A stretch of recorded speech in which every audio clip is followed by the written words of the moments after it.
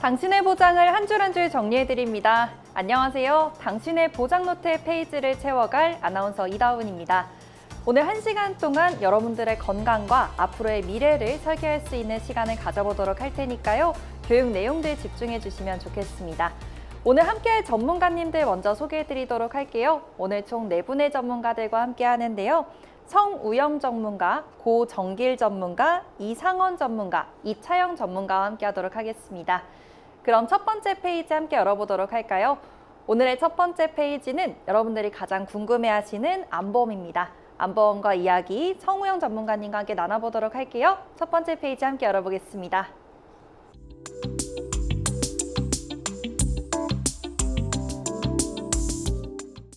오늘의 첫 번째 페이지 함께 열어보겠습니다. 처음으로 살펴볼 주제는 많은 분들이 궁금해하시는 암보험입니다. 성우영 전문가님과 함께 이야기 나눠볼게요. 전문가님 안녕하세요.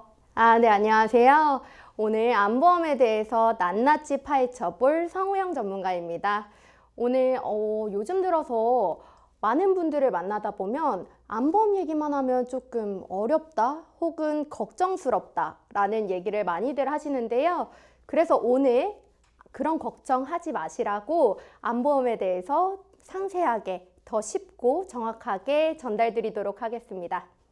네, 정말 많은 분들이 암에 대해서 걱정 많이 하고 계시는데요. 암이 일단 왜 꼭 필요한지, 왜 우리가 준비를 해야 하는지 설명해 주시면 좋을 것 같습니다. 네, 암보험의 중요성에 대해서 먼저 말씀드릴 건데요. 안전자산이라고도 많이들 불리죠. 그래서 암보험은 암 같은 경우에는 한국인의 사망 원인 1위라고 합니다. 평균적으로 3명 중에 1명 정도가 암이 진단이 된다고 해요. 그래서 요즘은 치료를 하더라도 비급여 항암제의 고액의 치료비가 좀 부담이 되기 때문에 장기간으로 소득이 중단이 될 위험성이 있습니다. 특히나 경제적으로도 활동이 좀 위기가 찾아와서 가족 전체적으로 경제적인 리스크가 찾아오게 됩니다. 그로써 암이 이토록 암보험이 중요하다라는 거 말씀드립니다. 네, 암 치료에도 다양한 방법들이 있습니다. 최근에는 암 치료에는 또 비급여 치료비 항목이 많다고 해요. 그런데 이게 고가라서 문제가 되고 있는 것 같은데요. 어떤 치료 방법들이 있는지 먼저 확인해 보겠습니다. 전문가님 알려주세요. 네, 암 치료에는 건강보험이 적용이 되는 급여 항목도 있지만 적용이 되지 않는 비급여 항목들도 요즘에는 많이들 사용을 하고 계신데요. 첫 번째로 다빈치 로봇 수술에 대해서 말씀드리겠습니다. 다빈치 로봇 수술을 일반 수술과 조금 다르게 수술의 정밀도를 높여서 사용하는 방식으로 수술 기간이 짧고 더군다나 회복이 빠르다는 장점을 가지고 있습니다. 두 번째로 표적 항암제인데요. 제2 항암제라고 하죠. 2차 항암제라고 많이들 불리는데 암세포의 특정 유전자나 단백질만 정밀하게 공격을 해서 암세포만 선택적으로 공격을 할 수 있다는 게 특징입니다.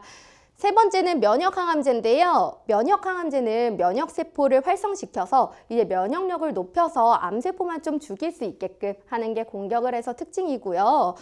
양성자 세기조절 중입자 보시면 기존 방사선보다는 조금 더 정밀하게 암세포만 공격하는 요즘 고급 방사선으로 많이 사용을 하고 있습니다. 이 4가지 비급여 항암제를 제가 설명드렸는데 이 4가지에 간단하게 공통점이 한 가지 있습니다. 보시면 일반 세포는 건드리지 않고 암세포만 죽인다라는 장점을 가지고 있어요. 그래서 일반 급여 치료보다는 요즘 부작용도 적고 금액은 좀 비싸지만 비급여 항암제들을 좀 많이 사용하고 있다는 거 알려드립니다. 네, 비급여 치료비 중에서도 특히나 오늘 말씀해 주셨던 중입자 치료는 저도 많이 들어봤던 것 같습니다.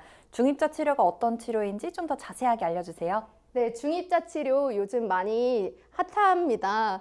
보통 꿈의 치료라고도 하죠. 그 이유가 최신 의료 기술이라서랍니다. 보통 강력한 입자빔으로 암세포만 정확하게 타격을 하기 때문에 정상세포에 대한 손상이 조금 최소화가 되고요. 거기에다가 부작용이 좀 적다 보니까 정상적인 일상생활이 가능해서 요즘 되게 핫한 치료제라고 말씀드리고 싶습니다. 그러다 보니 치료비가 더군다나 회당 500만 원이라는 고가의 치료비가 발생이 되고요. 평균적으로는 10회에서 15회 정도 치료를 하다 보니 총 비용이 5천만 원에서 7천만 원 정도 비용이 든다고 합니다.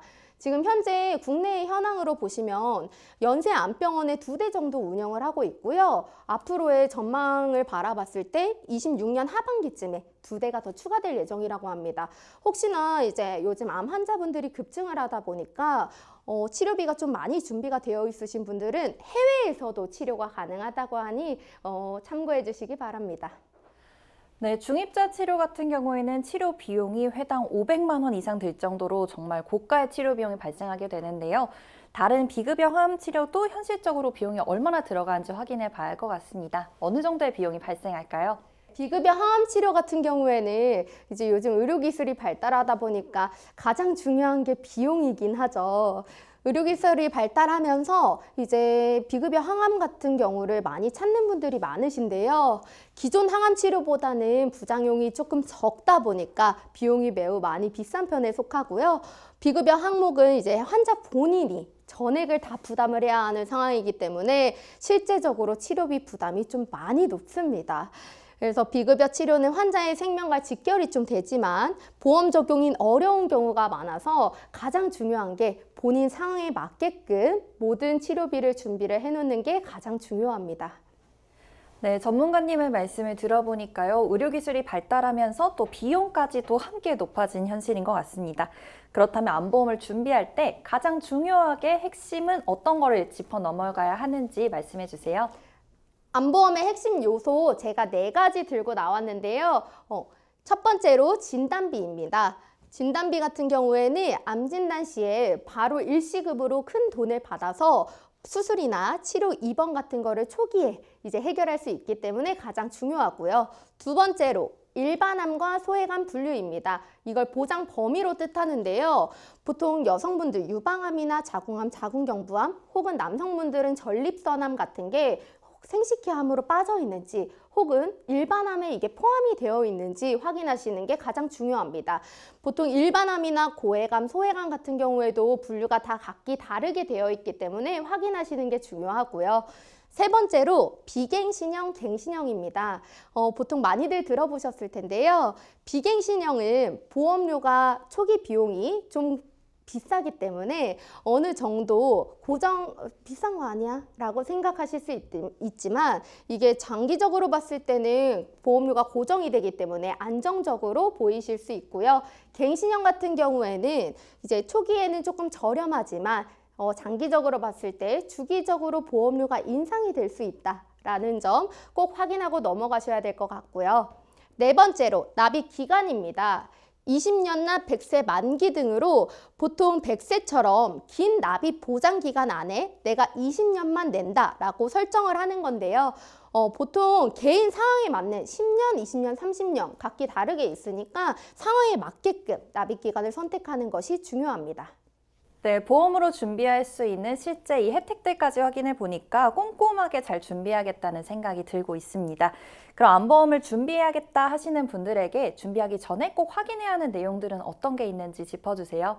네, 암보험 준비하실 때 이건 꼭 확인하고 넘어가야겠다 싶어서 준비해온 것들이 몇 가지 있습니다. 가장 첫 번째로 납입 면제 특약인데요. 말이 조금 어려우실 수 있지만 간단하게 보시면 암 진단이 됐을 때 납입을 면제해준다라고 보시면 가장 쉬우실 것 같아요.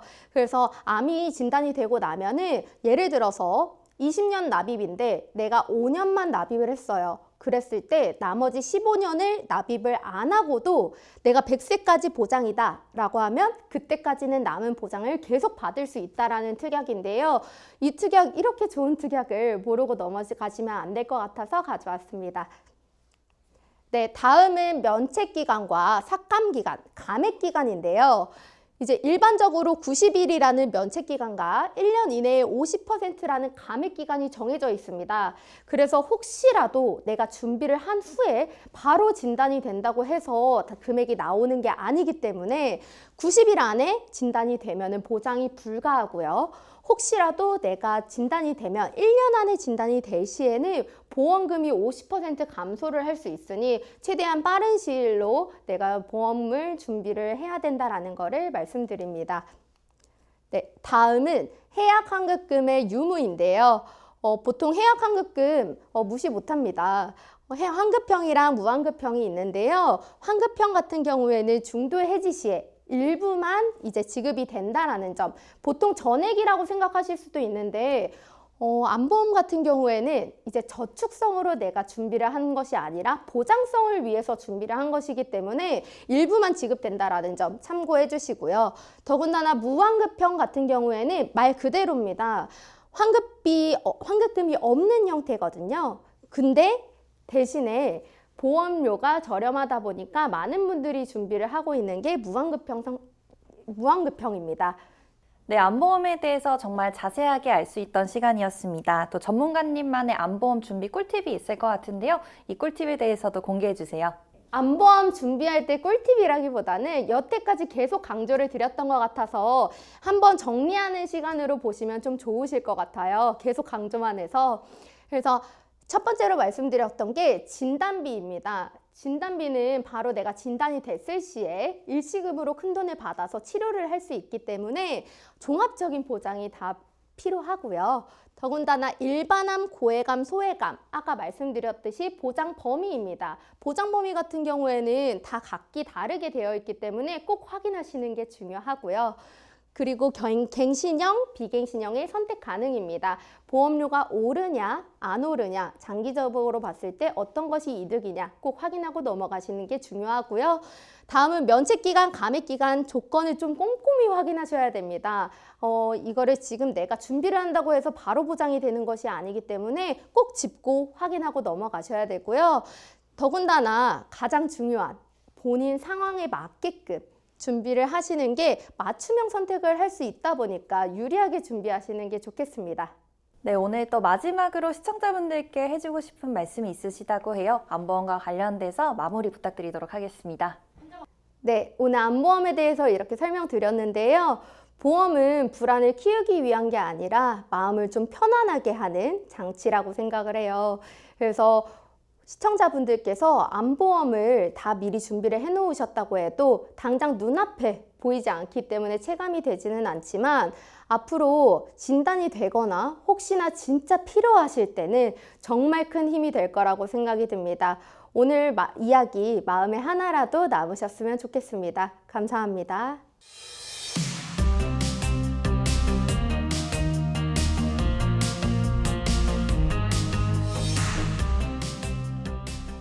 오늘 첫 번째 페이지 암보험에 대해 이야기 나눠봤고요. 이어서 바로 두 번째 페이지로 넘어가 보겠습니다. 오늘 고정길 전문가님과 이야기 나눠보도록 할 텐데요. 진단비에 대한 새로운 시각을 보여주시겠다고 합니다. 진단비와 관련된 이야기 두 번째 페이지도 함께 열어보도록 할게요.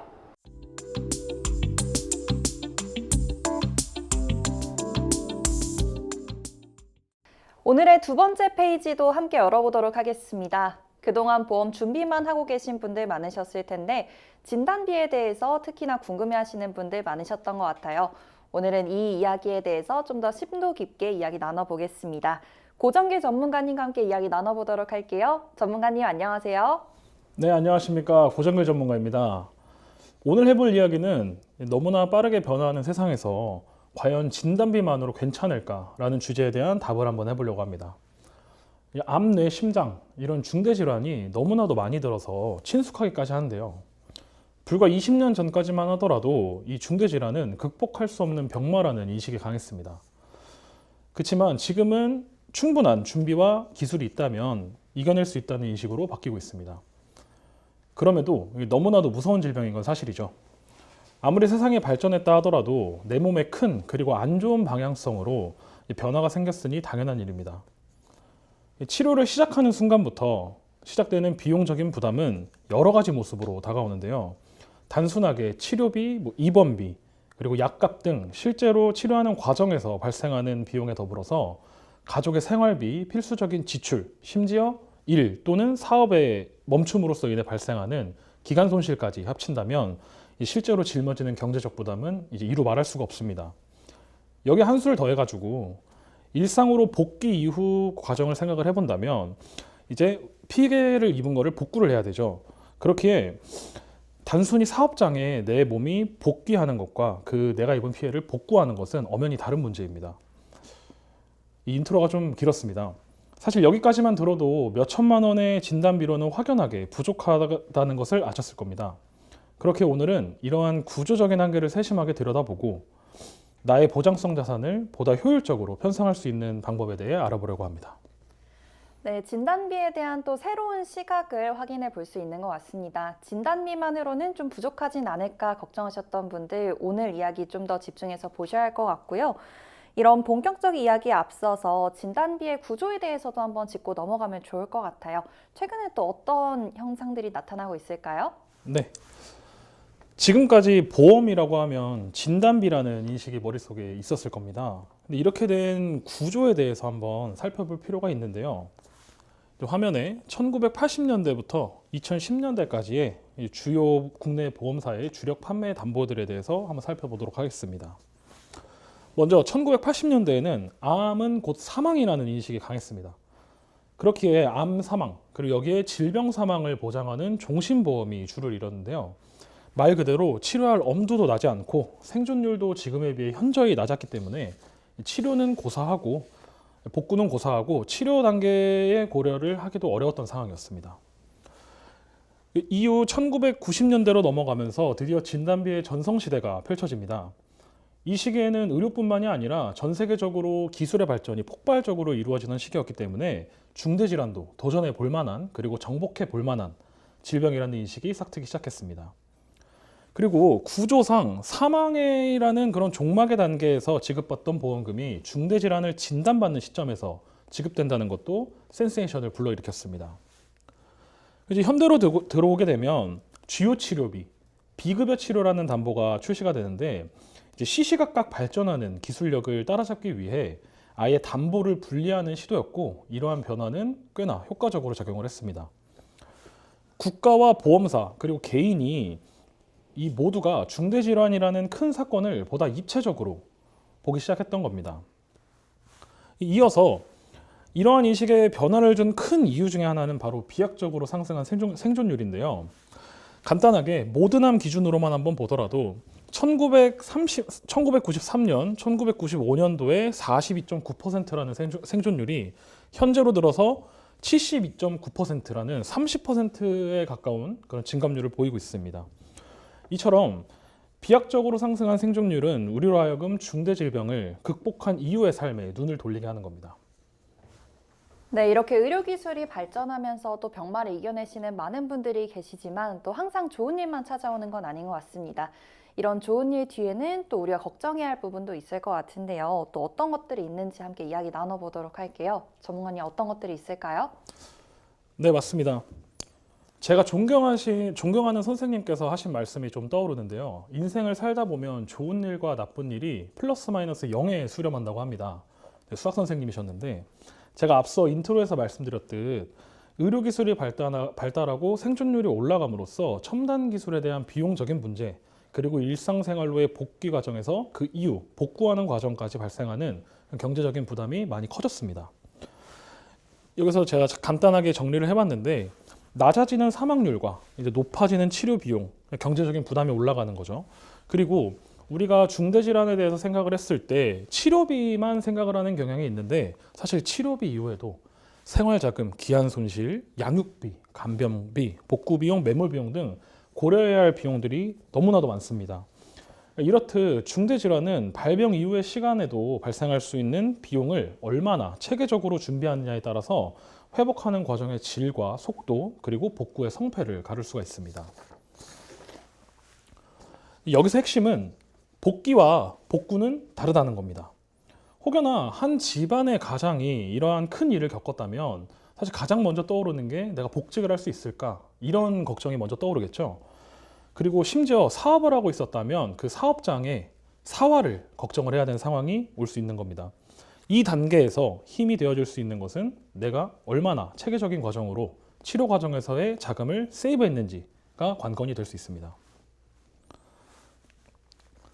그리고 이런 구조적인 한계가 명확함에도 불구하고 중대질환에 대한 보장을 진단비로만 준비하고 계신 분들이 대다수입니다. 자료를 잠깐 보시면 2024년도에 이제 모 회사에서 암을 치료하는 과정에도 받을 수 있는 주요 치료비라는 담보가 출시를 하게 됐고요. 이 밑에는 보험개발원 통계를 좀 발췌를 해왔는데 2024년까지 암담보보험 가입자 수가 1,000만 건이 거의 다 돼가는 실정입니다. 그럼 이 앞에서도 암담보가 많이 가입이 됐을 텐데 실제로 치료하는 부분에서 받을 수 있는 담보를 이제 준비하고 계신 분들은 극소수일 거라는 거죠. 이러한 과정을 좀 간단하게 설명할 수 있는 개념에 대해서 좀 말씀드리자면 윤리적 공백이라는 게 있습니다. 기술이 가파르게 발전을 할 때 윤리규범이 그 속도를 못 따라오는 거죠. 여기에서 발생하는 공백을 윤리적 공백이라고 합니다. 이와 같은 맥락으로 급변하는 의료기술의 발전의 속도를 재빠르게 따라잡지 못하며 대다수의 사람들이 지금도 진단비로만 편성이 되어 있는 상황입니다. 그리고 여기서 또 고려해야 할 것은 우리의 인생에는 일시정지가 없다라는 겁니다. 만약 일시정지가 가능했다면 마음 편하게 치료에만 몰두할 수 있었을 겁니다. 하지만 현실은 굉장히 냉혹하죠. 내가 아프다고 해서 내 가족이 밥을 안 먹고 생활을 안 하는 것이 아니고요. 내 일터 사업장은 나를 기다려주지 않습니다. 화면처럼 진단비라는 단발적인 한쪽에 집중되어 있는 담보로만 이제 자금을 준비를 해놓는다면 그 이후에 있을 여러 가지 입원비, 치료비, 간병비, 생활비, 일상으로서의 복구자금 같은 것들을 준비하는 데 곤욕을 치를 수가 있다는 거죠. 네, 전문가님께서 해주신 일시정지라는 표현이 확 와닿는 것 같습니다. 나는 이런 병원 문제 때문에 멈춰 있는데 주변은 계속 흐르고 있기 때문에 생기는 문제들이 있을 것 같은데요. 이런 문제들에 대해서 좀 더 상세하게 알아볼 수 있을까요? 네, 앞서 말씀드렸다시피 시대가 변하면서 중대질환에 대한 인식은 변했지만 사실 개인이 느끼는 경제적인 부담은 늘어난 게 사실입니다. 치료가 가능해졌다고 해서 부담해야 하는 비용이 줄어드는 건 아니니까요. 그래서 간단한 가정과 통계를 좀 정리를 해봤고요. 화폐 가치 하락과 연계해서 좀 설명을 드리려고 합니다. 1990년대의 평균적인 급여는 57만 원 정도로 중위소득이 나오고요. 그리고 2020년대에는 한 320만 원 정도로 가정을 했습니다. 그래서 1990년대를 보시면 치료비 같은 경우는 500에서 800만 원 정도. 그리고 이 시기에는 비급여 치료가 개발이 아직 많이 되지 않았기 때문에 통계가 잡히지 않았습니다. 그 밑으로 이제 생활 그리고 6개월 동안 일을 못한 거에 대한 기한 손실까지 이렇게 했을 때 5천만 원의 진단비로 모든 것이 다 끝난 후에도 자금이 남는 것을 볼 수 있죠. 그럼 똑같은 진단비 5천만 원으로 지금 시점에서는 어떻게 되느냐를 보면 치료비가 좀 비약적으로 늘었죠. 그리고 비급여 치료도 많이 개발됐기 때문에 1,500에서 2천만 원 정도의 비용이 예상이 됩니다. 그리고 급여가 올랐기 때문에 당연히 생활 수준 그리고 6개월 동안 휴직을 했기 때문에 발생하는 기간 소실까지 합치면 5천만 원으로 약 2천에서 3천만 원의 적자를 보게 됩니다. 1990년대부터 2020년대까지 화폐 가치가 약 2.7배 정도 낮아졌었는데 그렇게 생각을 하면 지금의 5천만 원과 저때 5천만 원은 2.7배의 차이가 있는 거죠. 보험증권에 표기되어 있는 숫자는 그대로이지만 우리가 실제로 살아가는 세상의 단위는 굉장히 드라마틱하게 바뀐 겁니다. 네, 여기까지 들어보니까 정말 진단비 하나만으로는 준비를 하기가 어렵겠다는 생각이 듭니다. 그런데 많은 분들이 진단비에 좀 집중되어 있는 현상들이 나타나고 있는데요. 어떤 방식으로 검토를 해야지 좀 더 안전하게 우리가 미래를 설계해 볼 수 있을까요? 네, 이러한 문제들이 마치 웨이팅처럼 줄줄이 순차적으로 찾아오는 것은 또 아닙니다. 어떤 거는 동시에, 어떤 거는 이미 지나간 줄 알았는데 다시 찾아올 수도 있죠. 그렇기에 이런 일련의 과정을 조금 더 입체적으로 바라볼 필요가 있습니다. 나에게 찾아올 수 있는 경우의 수를 고려를 해서 우선순위를 두는 방법으로 생각을 할 수 있죠. 단계별 프로세스를 좀 볼 수 있는 겁니다. 여기서 핵심은 방금 말씀드렸던 것처럼 이미 지나간 줄 알았는데 다시 찾아오고 중복으로도 일어날 수 있는 리스크를 보장받는 형태로 준비하는 겁니다. 예를 들어 5천만 원이라는 단일 담보로 준비되어 있는 분이 있고 세부적으로 나눠서 준비한 분이 있다고 하면은 이 차이를 좀 보겠습니다. 진단비 같은 경우 3천만 원으로 좀 감액을 해서 준비를 하시고 주요 치료비라는 최근에는 1년에 한 번 10년 동안 아니면 1년에 한 번 내가 보장받을 수 있는 기간 동안 내내 받을 수 있는 담보들이 있고요. 수술비가 들어갈 수 있고 그리고 내가 아팠을 때 가족들이 일을 하고 가족들이 나를 돌보지 않아도 되는 간병비를 준비할 수 있고 지금 계속 발전하고 있는 비급여 치료에 대해서 준비를 할 수가 있습니다. 물론 이러한 준비를 기존에 가지고 계셨던 진단비를 그대로 유지하면서 또 준비를 하신다면 준비하시는 과정에서 드는 경제적 부담도 무시할 수 없겠죠. 그렇기에 우선순위를 신중하게 고려하고 비율을 맞추는 체계적인 도면 설계가 필요한 겁니다. 그리고 이러한 체계적인 준비는 곧 높은 효용성으로 돌아옵니다. 저를 기준으로 한번 중대질환담보를 구성을 해봤는데요. 맨 위에 이렇게 두 개가 진단비입니다. 그러면 이 두 개를 제외하고 밑으로는 전부 다 치료하는 과정에서 보장을 받을 수 있는 거죠. 암을 주요하게 치료를 하고 항암 방사선, 항암 약물, 중입자 여러 가지 또 선택의 폭이 넓어지는 겁니다. 진단비를 넘어서 정말 세부적인 담보가 많이 생겼습니다. 실질적으로 치료를 받는 상황을 더해 어떤 치료를 받을지에 대한 선택의 폭이 넓어진 건데요. 의료기술의 발전에 발맞춰서 보장성 자산도 세부적인 부분까지 발전을 하고 있습니다. 그렇기에 보장성 자산에도 구조를 어떻게 구축하느냐가 중요한 문제입니다. 네, 이렇게 전문가님의 설명을 들어보니까 특히나 이 체계적인 구조에 대한 중요성을 알 수 있던 시간인 것 같습니다. 오늘 진단비에 대해서 기본적인 내용들 그리고 체계적인 구조들까지 말씀을 해주셨는데 마지막으로 또 시청자분들께 오늘 내용에 대해 중요한 부분들 정리해 주시면 좋을 것 같아요. 네, 한쪽으로 편향된 보장성 자산은 앞으로 더욱 빠르게 발전하는 시대상에 발을 못 맞출 가능성이 큽니다. 그리고 우리가 잊고 있었던 사실 중에 하나는 예금, 적금, 주식계좌에서 나오는 돈과 보장성 자산에서 나오는 보장자금은 같은 돈입니다. 고로 내 인생을 지탱해주는 내 자산이라는 나무의 한 줄기 가지입니다. 그렇게 관심을 가지고 세심한 관리가 필요합니다.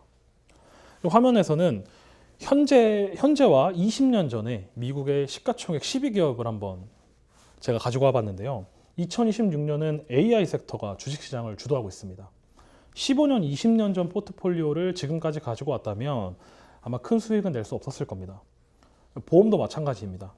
중대질환이 극복이 가능하게 된 지금 우리의 보장성 자산도 일상 복귀라는 목표에 맞춰 재편성이 돼야 됩니다. 투자 자산을 리밸런싱 하듯 보험도 리밸런싱을 해야 되는 시기가 찾아온 겁니다. 이것이 변화하는 시대를 살아가는 지혜라고 생각합니다. 지금까지 고정길 전문가였습니다. 감사합니다.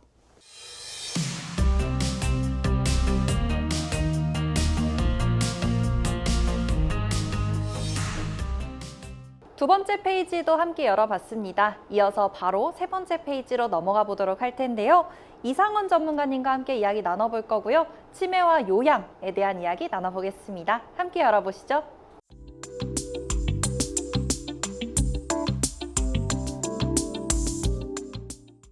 오늘의 세 번째 페이지 함께 열어보겠습니다. 고령화 사회가 좀 더 진화하면서 이제는 요양 또 간병에 대한 이야기가 많이 나오고 있는데요. 특히나 치매에 대한 걱정도 높아지고 있는 요즘입니다. 오늘은 치매와 요양에 대해서 깊게 이야기 나눠보도록 할게요. 이상원 전문가님과 함께 이야기 나눠보겠습니다. 전문가님 안녕하세요. 네, 안녕하세요. 네, 여러분들의 가정을 든든하게 지켜드릴 전문가 이상원이라고 합니다. 오늘은 치매 요양보험에 대해서 간단하게 좀 말씀드리려고 하는데요. 아까 아나운서님이 말씀해 주셨다시피 고령화 시대가 되고 있다 보니까 정말 많은 분들이 문의를 주고 계세요. 근데 이제 치매 요양보험도 보험이 아무래도 그런 것들이 있는 게 잘 모르는 부분들이 많이 있다 보니까 제가 오늘 정말 쉽게 알려드리려고 이렇게 나왔거든요. 그 전에 치매 요양보험을 왜 준비해야 하는지 그것부터 좀 말씀드리려고 합니다. 치매와 요양에 대해서 많은 관심이 이제 깊어지곤 있지만 그럼에도 불구하고 아직은 필요가 없다고 생각하시는 분들도 많으신 것 같아요. 그래서 오늘은 이 치매 요양보험이 왜 필요한지에 대해서부터 짚어주시면 좋을 것 같습니다. 왜 필요할까요? 자, 제가 두 글자만 딱 준비를 했는데요. 치매 요양보험이 준비해야 하는 가장 큰 이유는 비극이라고 저는 표현하고 싶어요. 왜 이렇게 비극이라고 준비를 했냐면 우리가 보통 보험을 준비를 한다면 뭐 암이라던가 뇌라던가 심장 이런 식으로 준비를 많이 하신단 말이에요.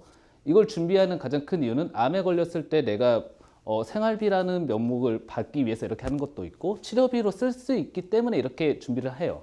근데 여기에는 희망이라는 게 있습니다. 어떤 희망이 있냐면 완치가 될 수 있다라는 희망이 있기 때문에 이렇게 준비를 하면 좋은데 이제 치매 요양 같은 경우에 제가 이제 말씀드리자면 치매 요양 같은 경우에는 완치가 없다라고 저는 말씀드리고 싶어요. 실제로 완치되는 경우도 없었고요. 그리고 요양이 만약에 시작이 되었다라고 한다면 우리 부모님께서 지금 건강이 안 좋아서 이제 제가 요양을 하고 계속 살아야 돼요. 그러면 제가 요양을 한다고 해서 우리 부모님이 건강해져서 갑자기 뭐 일을 나가시거나 이런 경우는 이제 발생이 되지 않고 끝은 결국 정해져 있다는 겁니다. 치매나 요양이나 이런 것들을 계속해서 내가 요양을 하게 된다면 거기에 대한 비용은 우리는 이제 자본주의를 살고 있다 보니까 그거에 대한 비용은 제가 부담을 해야 하는 경우가 있는데 그럼 매달 나가는 비용들이 계속 저는 열심히 살고 거기에 대해서 시간을 쓰고 비용을 쓰다 보니까 이게 사회적인 문제가 어떤 일이 벌어지냐면 여기 보시면은 생활고에 힘들어서 80대 치매 노모 살해한 아들 구속. 이제 간병으로 비극이 이렇게 일어나는 사회 현상이 일어납니다. 제가 이 뉴스 기사나 유튜브 영상을 봤을 때 댓글들이 정말 많이 달려 있잖아요. 이렇게 자식들이 부모를 간병 때문에 살인되는 사건들이 일어났을 때 시청자분들이 생각하셨을 때는 누가 잘못한 거 같나요? 여기 댓글에는 지금 제가 댓글로는 안 가져왔는데 댓글에는 대부분 아들을 옹호하는 분위기였어요. 정말 공감을 많이 하고 힘들겠다라고 이렇게 옹호하는 분위기였었지만 그래도 이거는 죄로 인정돼 가지고 실형을 받을 수밖에 없었습니다. 이제 제가 말씀드리고 싶은 게 뭐냐면 만약에 이런 가정에서 내가 치매 요양보험을 제대로 준비만 했었더라도 이런 비극으로 갈 수 있었을까? 그래서 이 두 글자 비극으로 준비를 했었습니다. 우리가 암, 뇌, 심, 중증 질환에 걸렸을 때 치료를 받고 있는 와중에 적어도 살인으로 일어나는 그런 현상은 일어나지 않거든요. 근데 간병 같은 경우에는 내가 힘들다 보니까 이런 사회적인 문제가 자꾸 일어나기 때문에 이 비극을 막기 위해서 간병보험을 준비하는 겁니다. 네, 전문가님 말씀을 들어보니까 이 치매보험에 대해서 좀 사람들이 왜 인식이 좀 안 좋은지 확인을 해볼 수 있는 것 같습니다. 그런데 이렇게 치매를 대비하기 위해서 준비를 하는 건데 보험금을 받기가 어렵게 돼버리면은 또 보험을 가입하는 이유가 없을 것 같아요. 그래서 전문가님은 어떤 식으로 준비를 해야 되는 건지 말씀해 주시면 좋을 것 같은데 어떤 방법으로 준비를 하는 게 좋을까요? 네, 아까 말했던 치매보험들의 문제점이 많아가지고 요즘 트렌드로 나오고 있는 것들이 뭐냐면 바로 재가보험이랍니다. 재가보험이라고 한다면 그 전에 먼저 알아둬야 하는 게 뭐냐면 이 장기요양 등급에 대해서 알아두셔야 하는데요. 장기요양 등급이라고 한다면 국민건강보험공단에서 나오는 복지 서비스인데 내가 나이가 들어가지고 일상생활을 하기가 어렵더라면 요양보호사가 직접 집으로 방문을 해서 이 등급 판정에 맞춰서 제가 서비스를 해드리는 걸 말합니다. 물론 이게 사람마다 이제 장기요양 등급이 다르겠죠. 누구는 정말 걷기도 어렵고 누구는 일어서기도 어렵고 이런 등급이 있다 보니까요. 그래서 그런 등급을 이 1등급이 가장 높은 등급부터 제일 낮은 등급, 인지지원 등급까지 이렇게 판별이 되어 있고 여기 보시면은 65세 이상 일상생활에 불편하신 분, 이제 65세 이상이 아니더라도 미만이더라도 이제 노인성 질환, 뭐 알츠하이머, 혈관성 치매, 뇌혈관 질환 이런 등급 이런 진단을 받게 되신다면 누구든지 이렇게 장기요양 등급을 신청을 하실 수 있습니다. 그럼 이제 장기요양 등급을 신청하시면 이렇게 주야간 보호, 방문요양, 방문간호, 목욕, 단기보호, 복지용구 이렇게 내가 서비스를 신청하실 수 있는데요. 이 재가보험에서 말을 하는 거는 이런 서비스를 내가 받게 되었을 때 이렇게 보험금을 신청할 수 있는 서비스를 재가보험이라고 이렇게 말을 합니다. 근데 이제 과거에도 이런 장기요양 등급에 관한 보험들이 있었어요. LTC 보장보험이라고 해가지고 여기 그 전에 보셔야 하는 게 장기요양 등급 판정에 대한 비율을 보셔야 하는 거예요. 1, 2, 3, 4, 5등급 중에서 딱 보다시피 4등급이 제일 많고 1, 2, 3등급 이렇게 또 있습니다. 그럼 과거에 있었던 이 LTC 보장보험에 있어서는 여러분들 시청자분들이 이제 나이가 들어서 간병을 했을 때 이렇게 간병비로 쓰세요 하면서 이렇게 유행하게 많이 보험이 나왔었는데 거기에 대해서 여기 기준점을 보면은 3급 기준으로 받아야만 이렇게 3천만 원 진단비가 나오는 거예요. 그러면 여기 보시다시피 3등급보다 4등급 정도는 되어야 훨씬 더 나한테 받기가 유리한 부분이잖아요. 그러다 보니까 여기에 대해서는 조금 나한테 좋은지 나쁜지 우리가 보험을 뭐 암이든 뇌든 심장이든 전체적으로 봤을 때 범위가 가장 넓은 것들로 이렇게 준비를 해야 좋은 거잖아요. 이런 장기요양 등급 같은 경우도 3등급이 아니라 5등급 아니면 인지지원 등급부터 이렇게 보장을 받을 수 있게끔 세팅을 해놓는 게 중요하다고 저는 생각합니다. 자, 이제 다른 서비스에서 여기서 말했던 복지연구는 좀 다른 개념인데요. 여기에는 내가 요양보호사가 직접 서비스를 제공을 하는 거였다면 이제 복지연구 같은 경우에는 이제 일상생활에서 내가 살아가기 위해서 필요한 용구들을 직접적으로 구매를 하는 겁니다. 이거를 왜 제가 따로 놔뒀냐면 이제 제가 보험에서 그 특약 중에서 복지연구라는 특약이 따로 있습니다. 그럼 내가 아까 말했던 제가 서비스를 받는 것 외에 복지연구를 구매를 하게 되면 이 특약이 이렇게 따로 지급이 되는 거예요. 여기서 한 번만 나오는 게 아니라 매달 내가 따로 구매를 할 때마다 계속해서 지급을 받습니다. 그럼 매달 이런 양말 같은 거라든가 뭐 내가 따로 지팡이가 필요하다면 지팡이를 따로 구매를 하셔도 되고요. 이렇게 구매를 하게 되면은 복지연구 등급에서 보통 20만 원에서 30만 원 이렇게 받으실 수 있습니다. 네, 노후를 준비하기 위해서는 이렇게 재가보험도 꼼꼼하게 확인을 해봐야 된다는 점 우리가 이야기 나눠보고 있습니다. 그럼 이어서 또 재가보험에 대해 중요한 부분들 짚어보면 좋을 것 같아요. 전문가님 추가적인 내용들도 설명해 주세요. 네, 그래서 제가 이제 준비를 해드려야 하는 것들이 뭐냐면 장기요양 등급 판정을 받았을 때 이제 제가 서비스를 이용을 하게 되면은 이제 어떤 식으로 준비를 하느냐에 따라서 매달 200만 원씩 매월 지급이 됩니다. 여기서 이제 한정 조건이 있는 게 뭐냐면 제가 서비스를 뭐 이제 주야간 보호센터라든가 방문요양, 방문간호, 방문목욕, 이제 단기보호 이런 식의 서비스를 받았을 때 이렇게 매달 보험금이 지급이 되고요. 여기는 아까 말씀드렸던 이제 경증 치매라든가 중증 치매, 뭐 중등도 치매 여기까지 다 포함이 되어 있다 보니까 쉽게 말해서 치매뿐 아니라 내가 일상생활에서 불편함을 느낀다. 여기에 대해서 서비스를 받고 보험금을 이렇게 지급받으실 수 있습니다. 자, 근데 문제가 뭐냐면 보험료가 조금 비쌀 수가 있습니다. 아무래도 매달 200만 원씩 예를 들어서 20년만 내가 받는다라고 하더라도 거의 4억 8천 정도 금액을 받게 되다 보니까 보험료는 당연히 나이가 들수록 비싼 부분이 있는데 여기에 대해서 복합재가라는 게 있어요. 이제 특약 중에 재가보험으로 재가 서비스로 받는 게 아니라 복합재가 서비스 특약을 넣게 된다면 보험료가 현저히 줄어들게 되는데 복합재가 서비스가 뭐냐면 이 5개 중에 하나만 받는 거를 이제 일반적인 재가 서비스라고 한다면 2개 이상을 받는 거를 복합재가라고 합니다. 거기에는 이제 아까 말했던 복지연구는 제외가 되고요. 그런 식으로 준비를 하시는 게 보험료 준비하는 데 있어서 훨씬 더 저렴하게 준비를 하실 수 있습니다.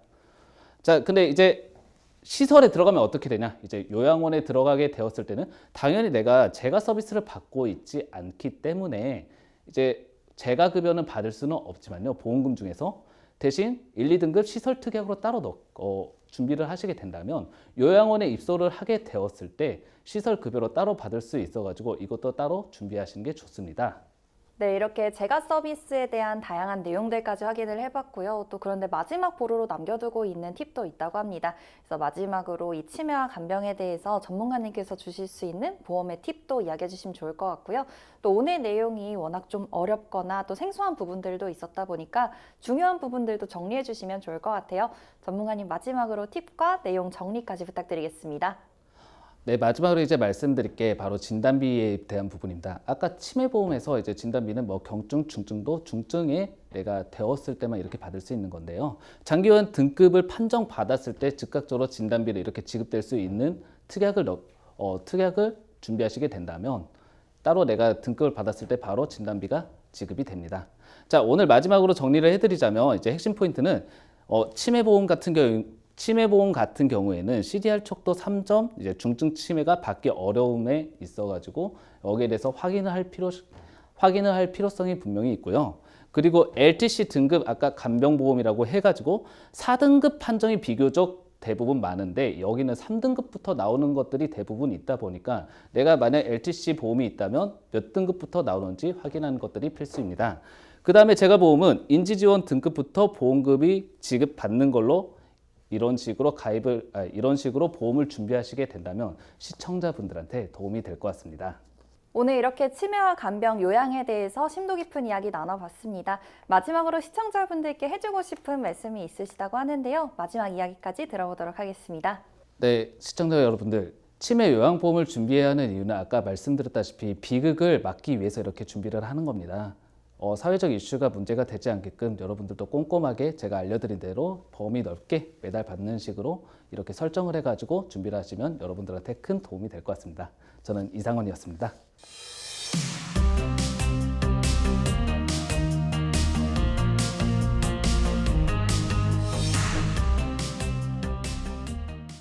이렇게 치매와 요양에 대한 세 번째 페이지까지 확인해 봤습니다. 이어서 마지막 페이지로 넘어가 보도록 할 텐데요. 오늘의 네 번째 페이지는 연금과 관련된 이야기입니다. 이차영 전문가님과 함께 확인해 보도록 할게요.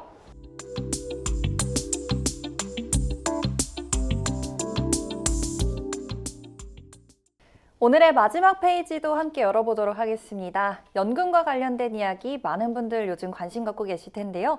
오늘은 연금 전문가 이차영 전문가님과 함께 하도록 할게요. 전문가님 안녕하세요. 네, 안녕하세요. 연금 전문가 이차영입니다. 오늘은 국민연금부터 퇴직연금, 개인연금까지 노후 준비를 고민 중이신 시청자분들께 연금보험에 대한 현실적인 가이드에 대해 알려드리도록 하겠습니다. 네, 연금이라고 하면 가장 먼저 생각나는 게 국민연금일 것 같습니다. 하지만 많은 분들이 국민연금으론 부족하다 말씀을 하고 계신데요. 그 이유부터 한번 짚어볼까요? 네, 일단 먼저 가장 뜨거운 이 감자인 국민연금에 대해서 조금 설명을 해드리도록 하겠습니다. 사실 국민연금에 대한 불안도는 현재 좀 높은 게 사실인데요. 보험료는 계속적으로 오르는 것 같은데 정작 내가 받을 때 연금을 제대로 수령할 수 있을까? 이 부분에 대해서 고민을 하시는 분들이 많으신 것 같습니다. 그렇기 때문에 이 국민연금을 보완할 수 있는 퇴직연금이나 개인연금에 대한 부분을 고민을 많이들 하고 계신데요. 다음 챕터를 보시면 조금 더 이해하시기가 수월하시지 않을까라는 생각을 합니다. 사실 이 국민연금만으로는 왜 부족한지에 대한 부분을 항상 고민을 하게 되시는데 결국에는 실질적으로 내가 실제 필요한 생활비를 충족시키기에 조금 턱없이 부족하다라는 부분이 어떻게 보면 가장 큰 고민인 부분인 것 같고요. 결국에는 국민연금으로 우리가 실질적으로 수령할 수 있는 금액이 어느 정도 되는지를 조금 파악할 필요가 있을 것 같은데요. 2024년 기준으로 평균 연금 수령액 같은 경우에는 월에 60에서 한 70만 원 정도가 됩니다. 이거는 1인이 수령할 수 있는 연금 수령액을 기준으로 한 것이기 때문에 사실상 부부가 둘 다 국민연금을 받게 된다고 하더라도 월에 120만 원 정도만 국민연금으로 수령이 가능하다는 부분인 거죠. 결국에는 국민연금만으로는 기본적인 생활비도 충당하기가 힘들다라는 것이 국민연금의 가장 현실적인 부분인데요. 결국에는 가입기간이 짧을수록 수령액 자체는 점차 감소하기 때문에 이런 부분 때문에라도 국민연금에 대한 부분이 가장 고민이지 않을까 싶습니다. 결국에 이제 우리가 필요한 생활비를 어느 정도 우리가 국민연금으로 충당을 할 수 있을지도 중요한 포인트가 될 것 같은데요. 서울을 기준으로 봤을 때 65세 이상의 2인 가구가 최소 생활비는 한 달에 200만 원 정도가 필요합니다. 결국에는 적정한 생활비로 따졌을 땐 약 300만 원 정도가 필요하다라는 이야기인데요.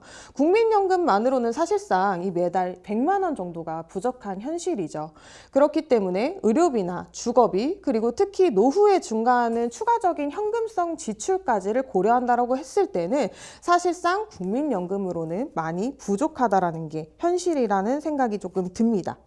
그러면 결국에는 이 국민연금의 한계 자체는 인구의 고령화와 저출산으로 인한 이 지속 가능성에 대한 부분이 가장 큰 고민이지 않을까라는 생각이 있고요. 결국에는 이 수령 시기가 점점 늦춰진다라는 추세 그리고 가입 기간이 길어야지만 많이 받는 구조이기 때문에 결국에는 이 국민연금 기금의 고갈로 인해서 미래가 불확실한 상황이라는 부분이 어떻게 보면 가장 큰 한계점이라고 말씀을 드릴 수가 있을 것 같습니다. 그러면 우리가 이러한 국민연금의 부족성을 알기 때문에 개인연금을 어떻게 준비를 해야 하는지 그리고 개인연금이 왜 필요한지를 많이 고민들 하실 것 같은데요. 결국에는 개인연금의 필요성은 이 국민연금의 부족분을 보완하는 역할을 한다라고 보시면 될 것 같습니다.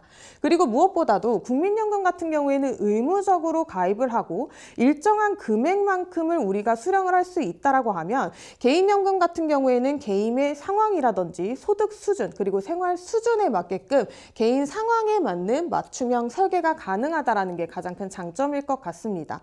그리고 무엇보다도 이 세제 혜택이 가장 큰 핵심이라고 볼 수가 있는데요. 비과세 혜택뿐만 아니라 세제 혜택, 연말정산에 대한 세액공제까지도 우리가 노려볼 수 있기 때문에 개인연금은 이런 부분으로 인해서 효율적인 자산 형성도 가능하다라는 장점이 있습니다. 그리고 무엇보다도 이 안정적인 노후 생활을 위해서는 국민연금의 부족한 부분을 보완할 필요가 있는 요소라고 생각을 합니다.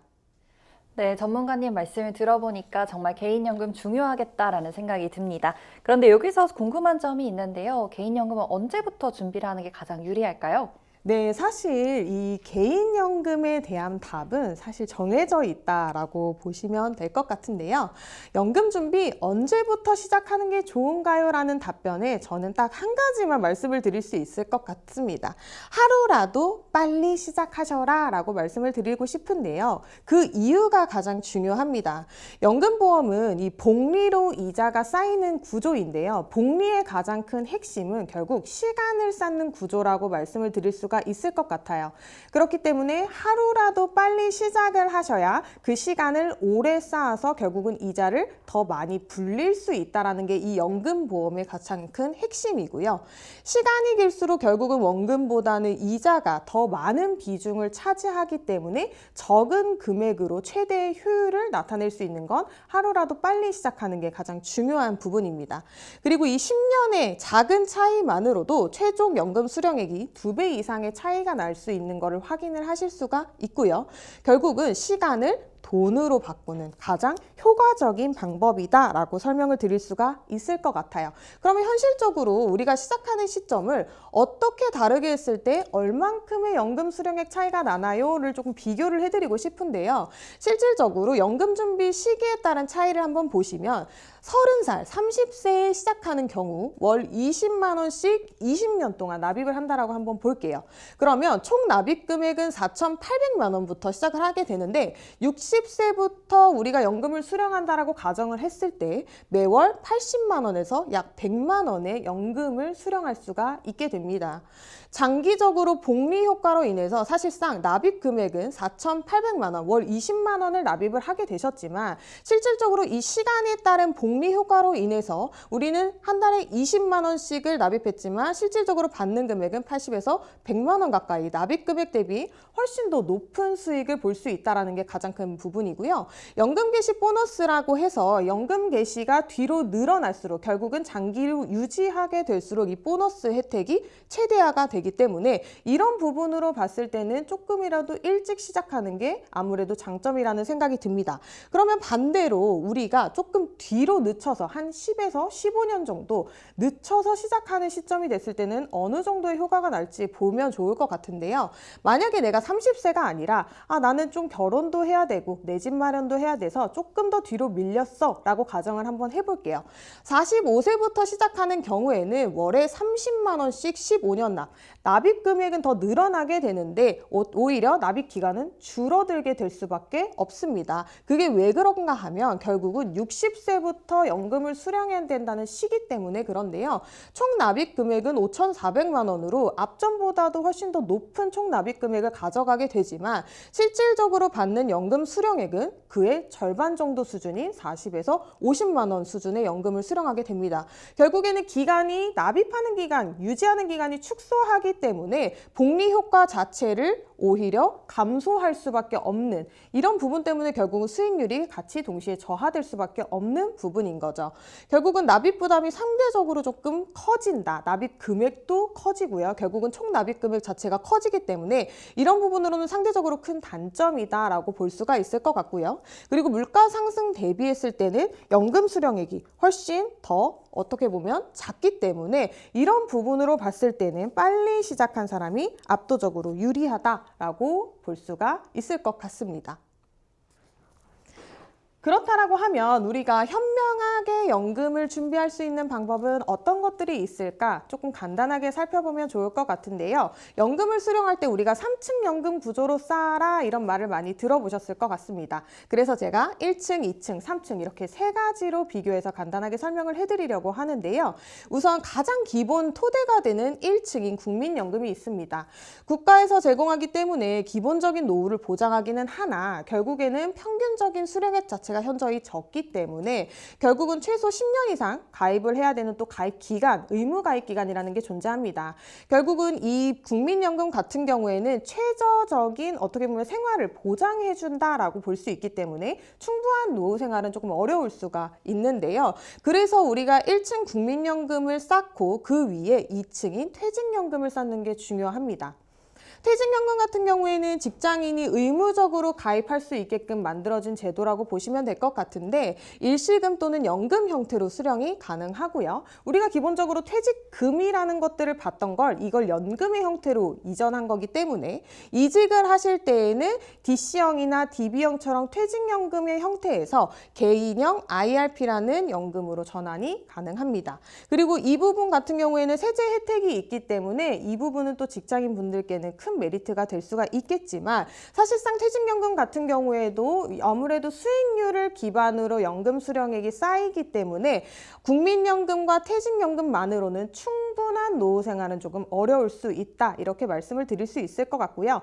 그러면 제가 좀 전에 앞서서 말씀드렸던 개인연금으로 내가 부족한 노후 생활비 그리고 개인에 따라서 어느 정도의 지출이라든지 계획 플랜에 따라서 설정할 수 있는 개인연금도 준비하시는 게 좋을 것 같습니다. 결국에는 이 개인연금 같은 경우에는 연금 저축 펀드라든지 연금 보험, 변액연금처럼 다양한 상품들이 존재를 하지만 나에게 맞는 상품을 설정하시는 게 무엇보다 중요하고요. 만약에 나는 투자를 조금 잘하는 사람이다. 나는 투자에 관심이 많다라고 하시면 펀드 형태로 굴러갈 수 있는 개인연금인 연금저축 펀드나 변액연금 같은 상품을 선택하시는 게 좋을 것 같고요.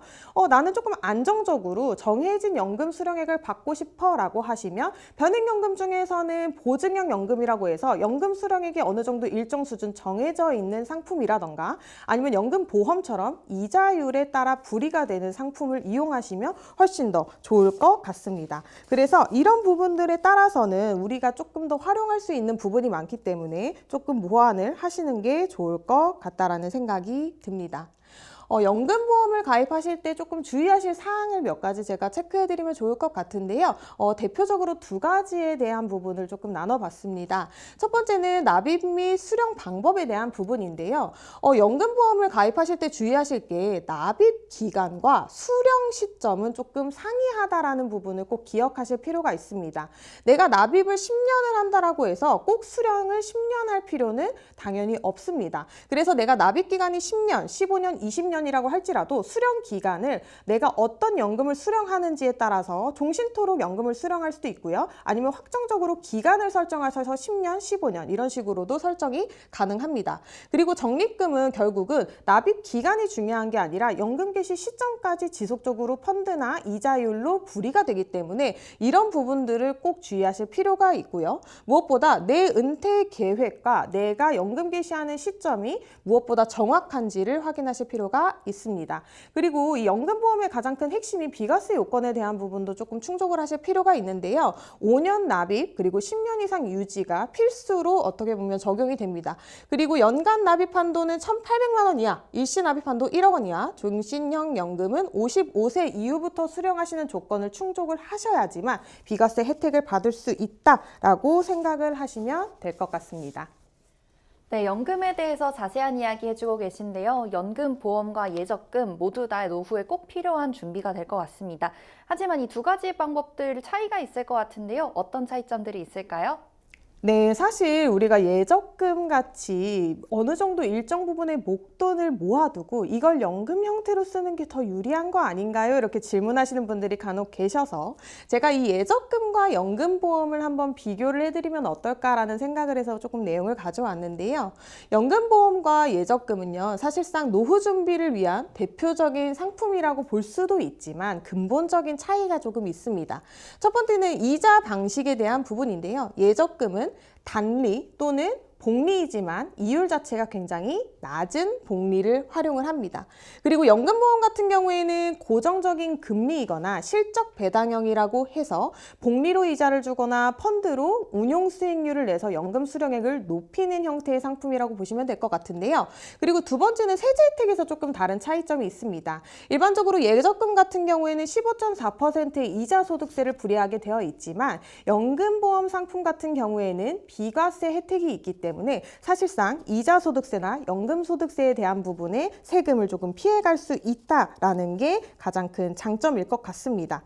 그래서 마지막으로 예적금과 연금보험의 가장 큰 차이점이 뭐냐라고 물으신다라고 하면 사실 얼마까지 쓸 수 있냐가 아니라 언제까지 쓸 수 있냐, 이 부분이 가장 큰 차이점이지 않을까라는 생각을 합니다. 그래서 지금부터 하루라도 빨리 시작하시는 것이 미래를 위해 현명한 대비가 가능하다라고 말씀드릴 수가 있을 것 같습니다.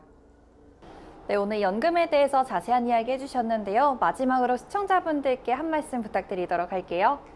네, 노후 준비 누구나 시작을 많이 고민하시지만 시작만이 답이 아니라는 말씀을 조금 드리고 싶습니다. 제가 앞서서 많이 강조했던 말씀을 조금 가져와 보자면 결국은 연금은 언제부터 시작하느냐의 시점보다 왜 지금 시작해야 되는지가 가장 저는 중요하다라고 생각을 하거든요. 결국 연금에 대한 부분이 국민연금의 근간이 흔들리면서 오는 그 불안과 공백에 대한 부분을 어떻게 보완할지가 우리가 고민이라고 한다면 결국은 1층, 2층, 3층 체계적인 연금 포트폴리오 구조를 쌓아간다면 보다 현명하게 연금 준비가 가능할 것 같습니다. 지금까지 이차영이었습니다.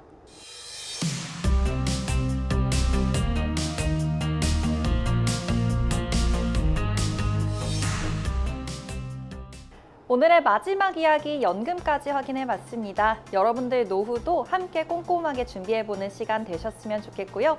오늘 당신의 보장노트와 끝까지 함께 해주신 여러분 모두 감사드리면서 다음 주 이 시간에는 더 알찬 정보로 찾아뵙도록 하겠습니다.